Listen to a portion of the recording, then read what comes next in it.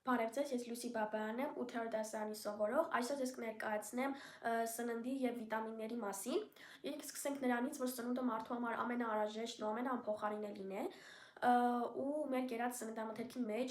ամենաանհրաժեշտներն են սպիտակուցները, ածխաջրերը, հանքային աղերը, վիտամինները և ճարպերը։ Եկեք անդրադառնանք ամեն մեկին։ Առաջին եկեք սպիտակուցները մեր բջիջների կառուցման համար են, ածխաջրերը մեր հիմնական էներգիայի աղբյուրներն են, ճարպերը մեր պահեստային էներգիայի աղբյուրն է,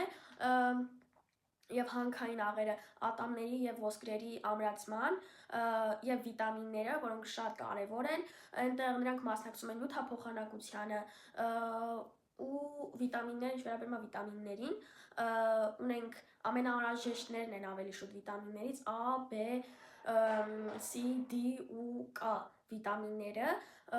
ինչը վերաբերում է B վիտամինին, ունենք B1, B2, B3, B5, B6, B9, B12 և B15 վիտամինը, իմիջիալոց B15 վիտամինը այդքան ուսումնասիրված չէ, պակաս ուսումնասիրված է,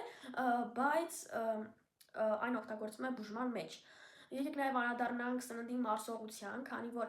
բարդ սննդանյութերը իրանք չեն կարող միանգամից ներծծվել մեր արյան մեջ, նրանք այնտեղ քիմիական ու մեխանիկական մշակման են ենթարկվում, նաև սննդի պետք է միշտ վստահ լինել, որ սնունդը այնտեղ վերաբերում է դա հիմնականում մրգերին, բանջարեղեններին, կանաչեղենին, որ միշտ պետք է մաքուր լինի, լվացած լինի, քանի որ հողը կարող է ճիշտ մշակված չլինել, ու այնտեղ լինեն քիմիկատներ, դրա համար միշտ պետք է լվացված լինի մրգերը, բանջարեղենները, կանաչեղենը։ Դե ինչ եկեք նաև նշեմ վիտամինների վիճակները, կախված իրենց քանակից, ունենք A վիտամինոզ, եթե լիարժեք բացակայում են վիտամինները, ունենք թեր վիտամինոզ, երբ անբավարարություն է և իրականում քիչ է լինում այդպես, բայց երբ ավելի շատ է, ասում են գերվիտամինոզ։ Դե ինչ, այսօրվա համար այսքանը, ցտեսություն, հուսով եմ նյութը շատերիդ կօգնի։